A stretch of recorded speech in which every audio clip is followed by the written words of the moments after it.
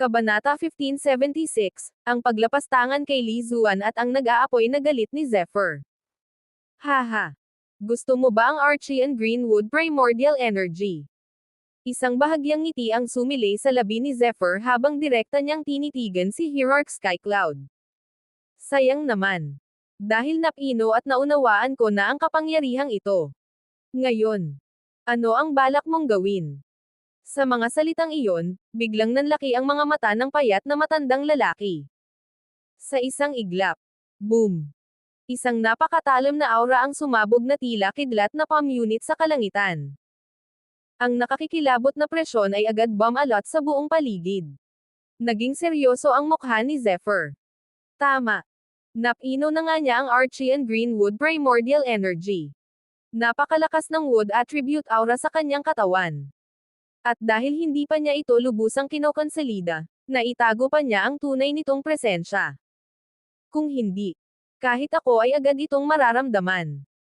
Paos at mabigat ang tinig ng matandang lalaki, na para bang isang sinaunang halimaw ang muling nagising matapos ang libu-libong taon. Pagkatapos ay malamig siyang ngumiti. Mabuti na lamang at hindi pa niya ito lubusang naa-absorb. Kaya may pagkakataon pa akong agawin ang Archean Greenwood Primordial Energy mula sa kanyang katawan. Agad na lumiwanag ang mukha ni Hierarch Skycloud. Kataas-taasang nakatatanda. Huwag na kayong mag-atubili. Gawin ninyo na. Bahagyang nanginig ang kanyang katawan sa pananabik. Huwag kang mag-alala. Ito ang dapat kong gawin. Noon. Ang aking martial ancestor na si Li Zuan ang sumalakay sa Xuanyi Academy at naging dahilan ng pagkakaputol ng kanilang mana. Isa siyang makasalanan na hindi mapapatawad. Kaya ang Archean Greenwood Primordial Energy na ito. Nararapat lamang na mapunta sa atin bilang kabayaran sa lahat ng ating naging pagkalugi. Sa narinig na iyon, biglang kumunat ang noo ni Zephyr. Si Li Zuan. Makasalanan. Malamig na tumawa ang matandang lalaki. Isa ako sa mga inapo ng kanyang mga disipulo. Ngunit dahil sa kanyang kasakiman, bumagsak ang Xuanyi Academy at namatay pa ang aking ninuno. Kung hindi namin lihim na itinaguyod ang aming sangay at itinatag ang Xuanyun Academy, tuluyan nang mawawala ang aming mana. Pagkatapos ay malamig niyang tinitigan si Zephyr. Kaya bata, sumuko ka na lamang. Mas kaunti ang paghihirap na mararanasan mo. Tahimik na yumuko ang ulo ni Zephyr. Ngunit sa muling pag-angat niya ng kanyang mukha, nagningas ang kanyang mga mata sa matinding puot. Sa paningin mo, si Senior Li Zuan ay isang makasalanan. Unti-unting lumakas ang kanyang aura. Ang buong paligid ay nagsimulang manginig. Isang napakalakas na presyon ang sumabog mula sa kanyang katawan. At pagkatapos, isang nakagigimbal na sigaw ang umalangaw-ngaw. Matandang yan. Pumunta ka sa impyerno. Sa sandaling iyon, kitang-kita ang nag-aapoy na galit ni Zephyr. Matagal man silang hindi nagkasama ni Li Zuan. Ngunit sa kanyang puso, isa itong taong lubos niyang iginagalang. Upang mailigtas ang Xuanyi Academy. Kusang isinakripisyo ni Li Zuan ang sarili. Dinala niya ang Archean Greenwood Primordial Energy palayo upang ilayo rin ang lahat ng makapangyarihang eksperto sa akademya. Isang dakilang sakripisyo. Ngunit ngayon, tinatawag siyang makasalanan ng mismong taong walang alam sa katotohanan. Ano ang magiging kapalit ng paglapastangan kay Li Zuan? Mailigtas pa ba ni Zephyr ang Archean Greenwood Primordial Energy, o tuluyan na ba itong maaga ng mga kaaway? At sino ang tunay na nagsisinungaling tungkol sa madugong nakaraan ng Xuanyi Academy? Kabanata 1577, ang nagngangalit na dragon at ang walang awa na pag-atake ni Zephyr. Ang higit na nagpaliyab sa galit ni Zephyr ay ang kapal ng mukha ng mga taong ito na angkinan ang Archean Greenwood Primordial Energy na isinakripisyo ni Li Zuan. Hindi na niya ito kayang palampasin. Boom! Isang napakalakas na tunay na enerhiya ang sumabog mula sa kanyang katawan. Kasabay nito, isang nakabibinging ugong ng dragon ang umalangaw-ngaw sa buong kalangitan. Parang isang Diyos ng digmaan, naging isang kidlat si Zephyr at sumugod patungo sa kanyang kalaban. Mahigpit niyang ikinuyom ang kanyang kamao. Sa bawat galaw nito ay rumaragasa ang napakalupit na puwersa na tila kayang durugan ang lahat ng haarang sa kanyang landas. Emph. Arrogant at mangmang na bata. Dahil lamang natalo mo si Tian Mie, akala mo ba ay wala nang makakatalo sa iyo? Malamig na ngumiti si Hierarch Skycloud habang siya ang unang umatake. Sa isang iglap, nagpakawala siya ng napakalakas na sinag ng enerhiya at walang awang pinukol ito kay Zephyr. Humanda ka. Galit na umungal si Zephyr. Agad niyang pinagsama ang wood attribute, ang wind attribute, at ang kanyang napakalakas na tunay na enerhiya. Sa sandaling iyon, perpektong nagsanib ang lahat ng kapangyarihan. Crack! Sa harap ng hindi makapaniwalang mga mata ni Hierarch Skycloud, direktang dinurog ng suntok ni Zephyr ang kanyang atake. Parang isang napakalaking bundok ang kamaong iyon na walang anumang makakapigil. Biglang namanhid ang anit ni Hierarch Skycloud. Agad siyang umatras. Ngunit huli na. Naramdaman niyang nakakandado na sa kanya ang nakamamatay na suntok. Mag-ingat! Sigaw ng payat na matandang lalaki habang nagmamadaling kumilos upang iligtas siya. Ngunit wala na siyang inabutan. Boom! Diretsyong tumama ang kamaon ni Zephyr. Ang lahat ng depensa ni Hierarch Skycloud ay tila papel lamang na madaling napunit. Pakiramdam niya ay tinamaan siya ng isang dambuhalang martilyo. Nag-ulo ang kanyang enerhiya. Umikot ang kanyang dugo. At tuluyan siyang tumilapon. Paano? Naging posible ito. Nanlaki ang kanyang mga mata sa matinding pagkabigla. Hindi niya maintindihan. Paano naging ganoon kalakas ang isang kabataang katulad ni Zephyr? Ang hindi niya alam. Ang tunay na lakas ni Zephyr ay nagmumula sa pinagsamang kapangyarihan ng sinaunang Draconic Way at ng tunay na dragon. Isang kapangyarihang lampas na sa kayang sukatin ng ordinaryong eksperto. Ngunit hindi pa roon nagtatapos ang lahat. Boom! Muling sumugod si Zephyr na parang isang rumaragasang dragon. Kumikislap ang kanyang mga mata ng pilak na liwanag. Kasabay nito, isang napakalawak na espiritual na enerhiya ang bumalot sa buong paligid na tila isang nagngangalit na karagatan. Bago pa makapag-isip si Hierarch Skycloud, tinamaan na siya ng mabangis na pag-ataking iyon. Sa isang iglap, sabay-sabay na pinakawalan ni Zephyr ang kapangyarihan ng kidlat, wood attribute, at ang kanyang spirit energy. Ang lahat ng ito ay nagsanib bilang isang mapangwasak na puwersa. Parang isang Diyos ng digmaan na walang sino mang makapipigil. Patuloy na umatras si Hierarch Skycloud habang unti-unting nawawala ang kanyang kakayahang lumaban. Ngunit sa susunod na sandali, biglang naglaho si Zephyr sa kanyang paningin. Boom! Parang isang kidlat siyang lumitaw sa mismong harapan ng kanyang kalaban. At buong lakas na ibinaon ang kanyang kamao sa dibdib ni Hierarch Skycloud. Makakayanan pa kaya ni Hierarch Skycloud ang nakamamatay na suntok na ito? Makikialam na ba ang misteryosong payat na matanda, o hahayaan niyang tuluyang mapatay si Hierarch Skycloud? Ano pa ang tunay na kapangyarihang itinatago ni Zephyr na hindi pa nasasaksihan ng kanyang mga kaaway? Kabanata 1578, ang pagdating ng Nine Netherbird at ang bangungot ng Xuanyun Academy. Boom! Sa nakakatakot na suntok na iyon, naramdaman ni Hierarch Skycloud ang napakaraming mapaminsalang puwersang rumaragasa sa kanyang katawan. Isa-isang nabasag ang kanyang mga meridian. Sumiklab ang matinding sakit sa bawat bahagi ng kanyang katawan. Sa wakas, hindi na niya kinaya. Puff! Isang malaking subo ng dugo ang lumabas sa kanyang bibig at kumalat sa himpapawid na parang madugong ambon. Ngunit hindi pa doon natatapos ang lahat. Matagal nang walang magandang tingin si Zephyr sa Xuanyun Academy.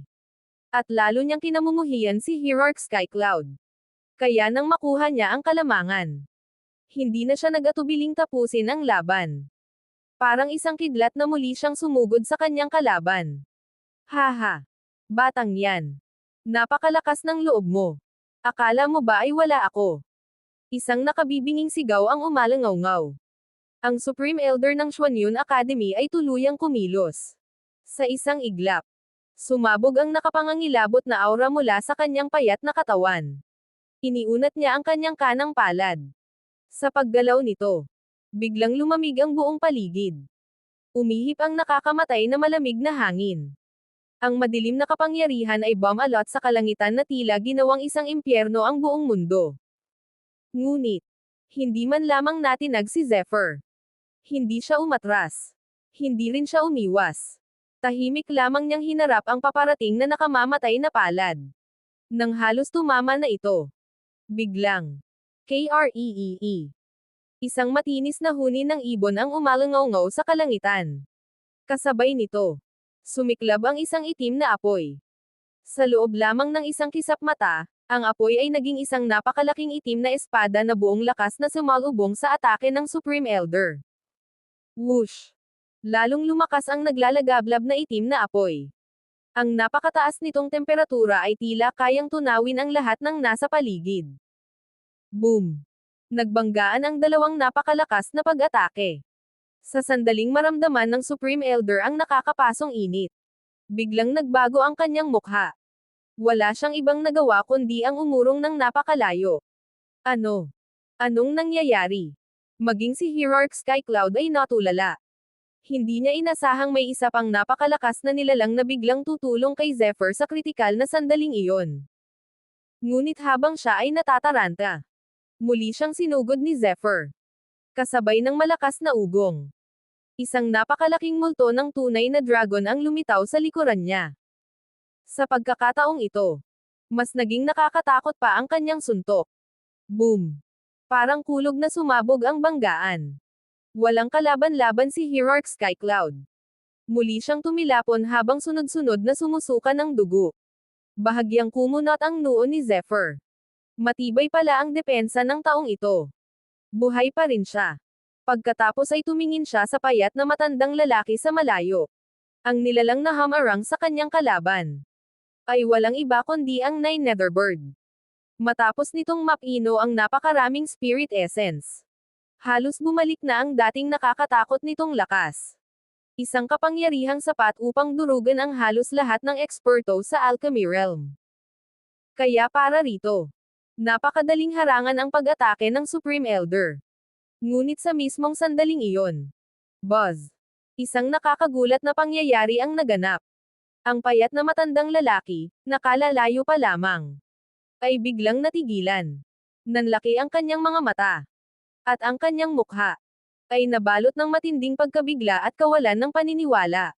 Ano ang nakita ng Supreme Elder na labis niyang ikinagulat? Ipinapakita pa lamang ba ng Nine Netherbird ang tunay nitong kapangyarihan? Tuluyan na bang matatapos ang buhay ni Hierarch Skycloud sa mga susunod na sandali? Kabanata 1579, Nabunyag ang Nine Netherbird. Ang pagbabalik ng tunay na bangungot. Nakatitig ang payat na matandang lalaki sa itim na ibong nasa kanyang harapan. Ramdam na ramdam niya ang nakapangangilabot na pressure na ibinubuga nito.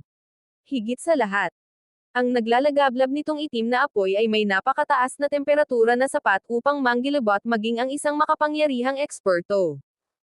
Hindi niya mapigil ang mapaisip. Anong uri ng halimaw ang kayang magpakawala ng ganitong nakakatakot na kapangyarihan? Bigla niyang pinagmasdan ang bawat detalye ng nilalang. Ang maitim nitong balahibo. Ang matutulis nitong mga kuko na tila sa dragon. At ang itim na apoy na walang tigil na nagliliyab sa buong katawan nito. Sa isang iglap, nanlaki ang kanyang mga mata. Huwag mong sabihin. Ito ang maalamat na Nine Netherbird. Mabilis na tumibok ang kanyang puso. Sa buong mundo ng mga mandirigma, halos walang hindi nakaalam sa alamat ng Nine Netherbird.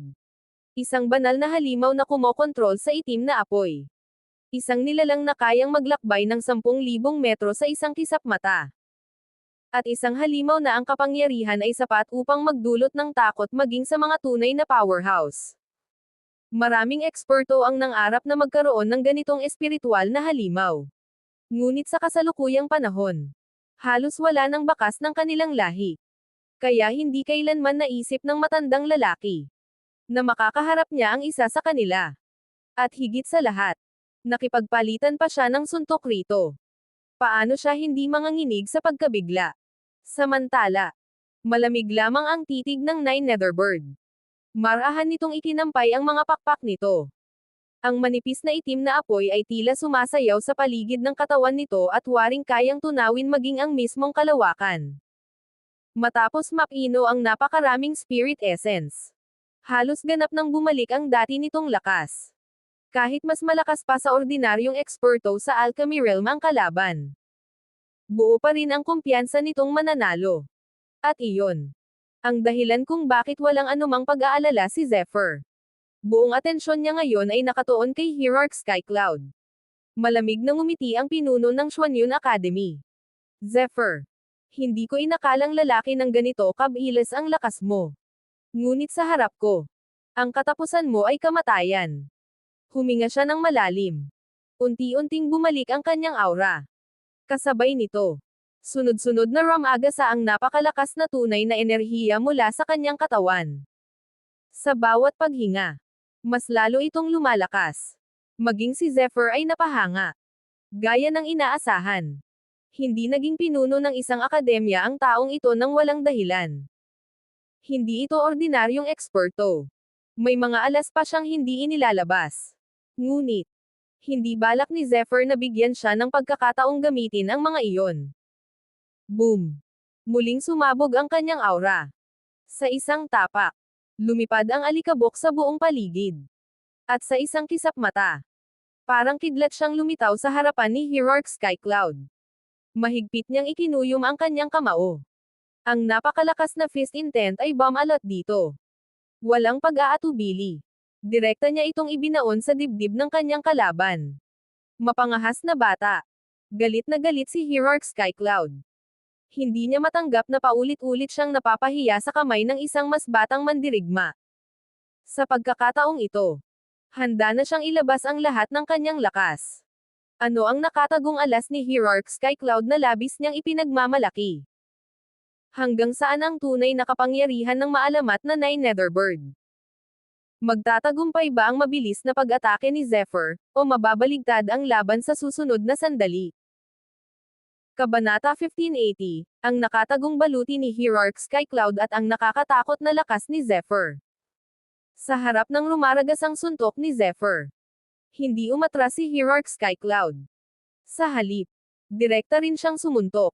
Kasabay ng paggalaw ng kanyang palad, isang napakalaking palm intent ang sumabog. Sa loob nito, isang ilusyon ng gininto ang mabangis na tigre ang unti-unting nabuo. Umalangaw-ngaw ang nakabibinging dagandong ng tigre.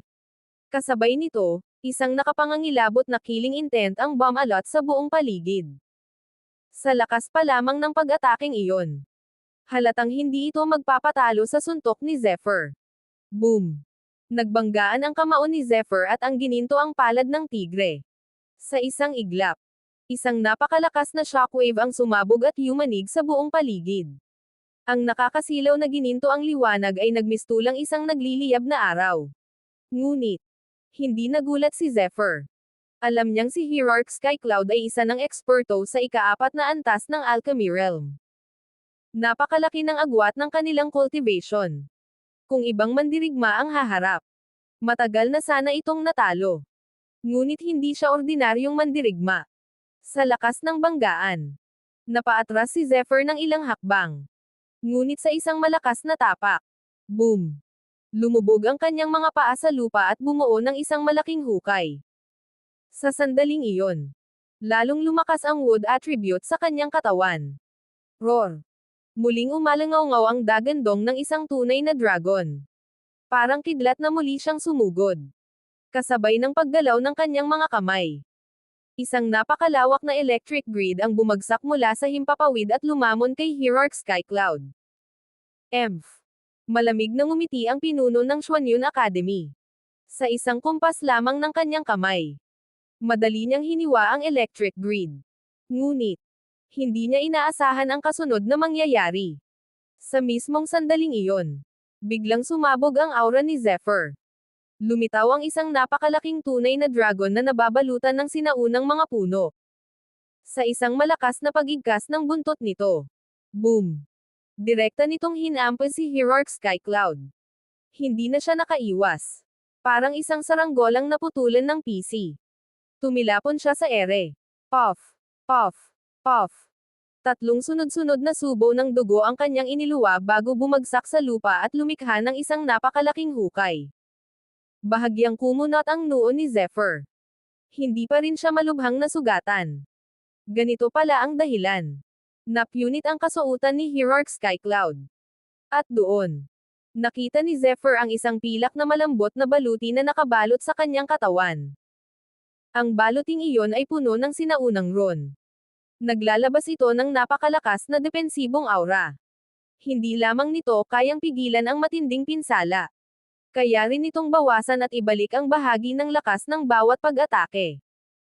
Kaya pala, paulit-ulit mang tamaan si Hierarch Skycloud. Hindi pa rin siya tuluyang bumabagsak. Sa kabilang banda, nanlaki ang mga mata ni Hierarch Skycloud habang nakatitig kay Zephyr. Hindi. Paano naging ganito kalakas ang isang batang tulad mo? Hindi siya makapaniwala. Kung wala ang kanyang lihim na baluti. Marahil ay matagal na siyang malubhang nasugatan. Sa unang pagkakataon, isang malamig na takot ang unti-unting sumilay sa kanyang puso. Ano ang tunay na pinagmulan ng misteryosong pilak na baluti ni Hierarch Skycloud? Hanggang saan pa ang kapangyarihang kayang ilabas ni Zephyr kapag wala na siyang pinipigil? Kapag nabasag ang huling depensa ni Hierarch Skycloud, matatapos na ba ang kanyang buhay?